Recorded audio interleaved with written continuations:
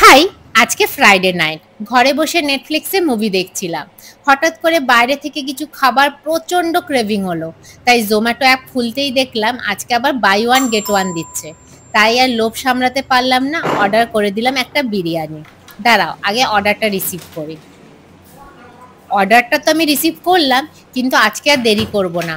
প্রথমেই চেক করব যে আমি দুটো দুটো করে সব কিছু পেয়েছি কিনা। কারণ কিছুদিন আগেই জোম্যাটোতে আমি কেএফসি থেকে অর্ডার করেছিলাম, বাকেটের জায়গায় চলে এলো রোল। হ্যাঁ, কমপ্লেন করাতে কিছু তো টাকা তোরা ফেরত দিয়েছে, কিন্তু তাতে কি আর খাবারের ইচ্ছাটা মেটে বলো?